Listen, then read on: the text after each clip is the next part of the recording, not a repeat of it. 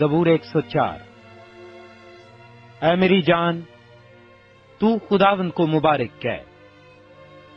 اے خداوند میرے خدا، تو نہایت بزرگ ہے، تو حشمت اور جلال سے ملبس ہے۔ تو نور کو پوشاک کی طرح پہنتا ہے اور آسمان کو سائبان کی طرح تانتا ہے۔ تو اپنے بالا خانوں کے شہتیر پانی پر ٹکاتا ہے۔ تو بادلوں کو اپنا رتھ بناتا ہے۔ تو ہواؤں کے بازوؤں پر سیر کرتا ہے۔ تو اپنے فرشتوں کو ہوائیں اور اپنے خادموں کو آگ کے شعلے بناتا ہے۔ تو نے زمین کو اس کی بنیاد پر قائم کیا، تاکہ وہ کبھی جنبش نہ کھائے۔ تو نے اس کو سمندر سے چھپایا جیسے لباس سے۔ پانی پہاڑوں سے بھی بلند تھا، وہ تیری جھڑکی سے بھاگا، وہ تیری گرج کی آواز سے جلدی جلدی چلا۔ اس جگہ پہنچ گیا جو تو نے اس کے لیے تیار کی تھی۔ پہاڑ ابھر آئے، وادیاں بیٹھ گئیں۔ تو نے حد باندھ دی تاکہ وہ آگے نہ بڑھ سکے، اور پھر لوٹ کر زمین کو نہ چھپائے۔ وہ وادیوں میں چشمے جاری کرتا ہے، وہ وادیوں میں چشمے جاری کرتا ہے جو پہاڑوں میں بہتے ہیں۔ سب جنگلی جانور ان سے پیتے ہیں، گور کھر اپنی پیاس بجھاتے ہیں۔ ان کے آس پاس ہوا کے پرندے بسیرا کرتے اور ڈالیوں میں چہچہاتے ہیں۔ وہ اپنے بالا خانوں سے پہاڑوں کو سیراب کرتا ہے۔ تیری صنعتوں کے پھل سے زمین آسودہ ہے۔ وہ چوپایوں کے لیے گھاس اگاتا ہے اور انسان کے کام کے لیے سبزہ، تاکہ زمین سے خوراک پیدا کرے، اور میں جو انسان کے دل کو خوش کرتی ہے، اور روغن جو اس کے چہرہ کو چمکاتا ہے، اور روٹی جو آدمی کے دل کو توانائی بخشتی ہے۔ خداوند کے درخت شاداب رہتے ہیں، یعنی لبنان کے دیودار جو اس نے لگائے، جہاں پرندے اپنے گھونسلے بناتے ہیں۔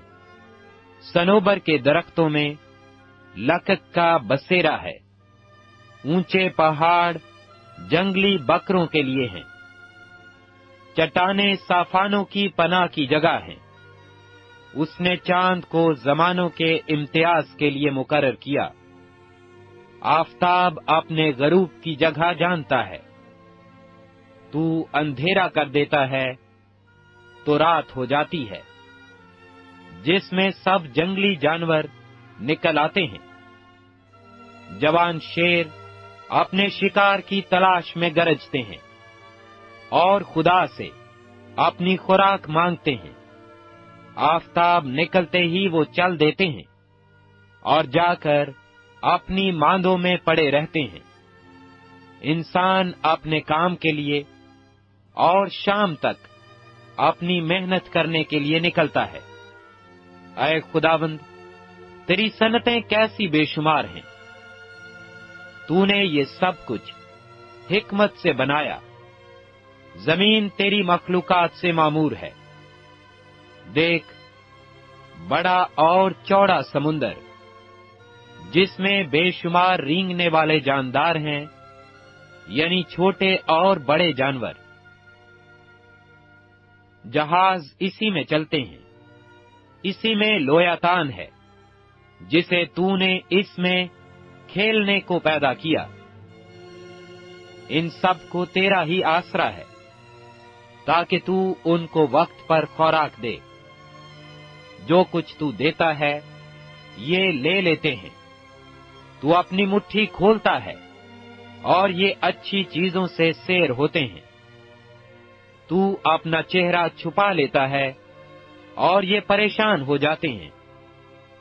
تو ان کا دم روک لیتا ہے اور یہ مر جاتے ہیں اور پھر مٹی میں مل جاتے ہیں۔ تو اپنی روح بھیجتا ہے اور یہ پیدا ہوتے ہیں، اور تو روئے زمین کو نیا بنا دیتا ہے۔ خداوند کا جلال ابد تک رہے۔ خداوند اپنی سنتوں سے خوش ہو۔ وہ زمین پر نگاہ کرتا ہے اور وہ کانپ جاتی ہے۔ وہ پہاڑوں کو چھوتا ہے اور ان سے دھواں نکلنے لگتا ہے۔ میں عمر بھر خداوند کی تعریف کروں گا۔ جب تک میرا وجود ہے میں اپنے خدا کی مدح سرائی کروں گا۔ میرا دھیان اسے پسند آئے۔ میں خداوند میں شادمان رہوں گا۔ گنہگار زمین پر سے فنا ہو جائیں اور شریر باقی نہ رہیں۔ اے میری جان خداوند کو مبارک کہہ۔ خداوند کی حمد کرو۔ زبور 105۔ خداوند کا شکر کرو، اس کے نام سے دعا کرو، قوموں میں اس کے کاموں کا بیان کرو، اس کی تعریف میں گاؤ، اس کی مدح سرائی کرو، اس کے تمام عجائب کا چرچا کرو، اس کے مقدس نام پر فخر کرو۔ خداوند کے طالبوں کے دل شادمان ہوں۔ خداوند اور اس کی قوت کے طالب ہو، ہمیشہ اس کے دیدار کے طالب رہو۔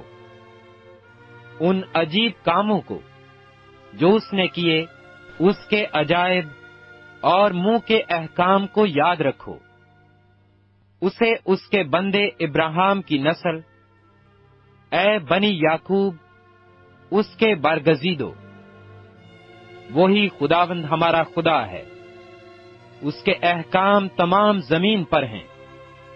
اس نے اپنے عہد کو ہمیشہ یاد رکھا، یعنی اس کا کلام جو اس نے 1000 پشتوں کے لیے فرمایا، اسی عہد کو جو اس نے ابراہیم سے باندھا، اور اس قسم کو جو اس نے اسحاق سے کھائی، اور اسی کو اس نے یعقوب کے لیے آئین یعنی اسرائیل کے لیے ابدی عہد ٹھہرایا، اور کہا کہ میں کینان کا ملک تجھے دوں گا کہ تمہارا موروثی حصہ ہو۔ اس وقت وہ شمار میں تھوڑے تھے، بلکہ بہت تھوڑے، اور اس ملک میں مسافر تھے، اور وہ ایک قوم سے دوسری قوم میں اور ایک سلطنت سے دوسری سلطنت میں پھرتے رہے۔ اس نے کسی آدمی کو ان پر ظلم نہ کرنے دیا، بلکہ ان کی خاطر اس نے بادشاہوں کو دھمکایا اور کہا کہ میرے ممسوحوں کو ہاتھ نہ لگاؤ اور میرے نبیوں کو کوئی نقصان نہ پہنچاؤ۔ پھر اس نے فرمایا کہ اس ملک پر قحط نازل ہو، اور اس نے روٹی کا سہارا بالکل توڑ دیا۔ اس نے ان سے پہلے ایک آدمی کو بھیجا، یوسف غلامی میں بیچا گیا۔ انہوں نے اس کے پاؤں کو بیڑیوں سے دکھ دیا، وہ لوہے کی زنجیروں میں جکڑا رہا، جب تک کہ اس کا سخن پورا نہ ہوا۔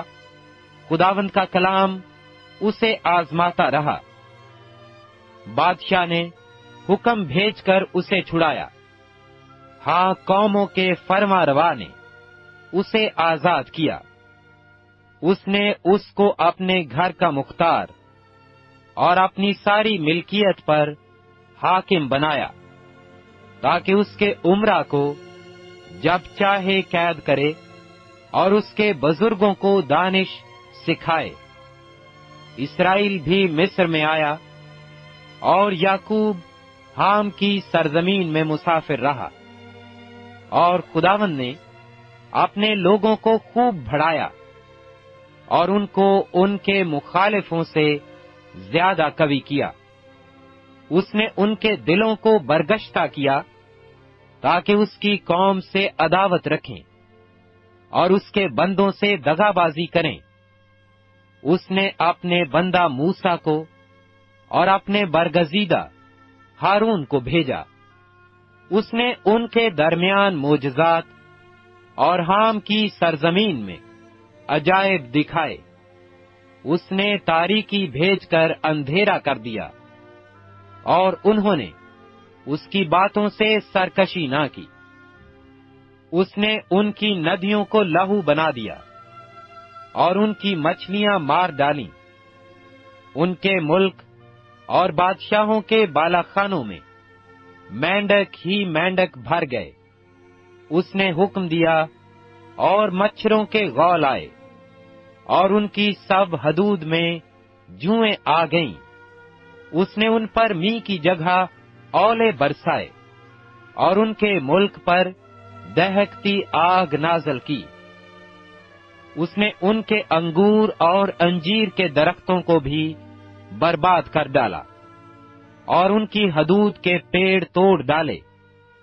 اس نے حکم دیا تو بے شمار ٹڈیاں اور کیڑے آ گئے، اور ان کے ملک کے تمام نباتات چٹ کر گئے، اور ان کی زمین کی پیداوار کھا گئے۔ اس نے ان کے ملک کے سب پہلوٹوں کو بھی مار ڈالا، جو ان کی پوری قوت کے پہلے پھل تھے، اور اسرائیل کو چاندی اور سونے کے ساتھ نکال لایا، اور اس کے قبیلوں میں ایک بھی کمزور آدمی نہ تھا۔ ان کے چلے جانے سے مصر خوش ہو گیا، کیونکہ ان کا خوف مصریوں پر چھا گیا تھا۔ اس نے بادل کو سائبان ہونے کے لیے پھیلا دیا، اور رات کو روشنی کے لیے آگ دی۔ ان کے مانگنے پر اس نے بٹیریں بھیجیں، اور ان کو آسمانی روٹی سے سیر کیا۔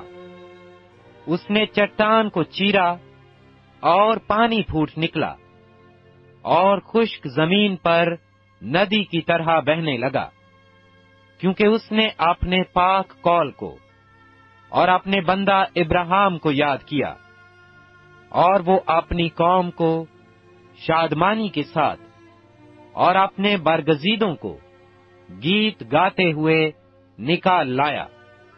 اور اس نے ان کو قوموں کے ملک دیے، اور انہوں نے امتوں کی محنت کے پھل پر قبضہ کیا، تاکہ وہ اس کے آئین پر چلیں اور اس کی شریعت کو مانیں۔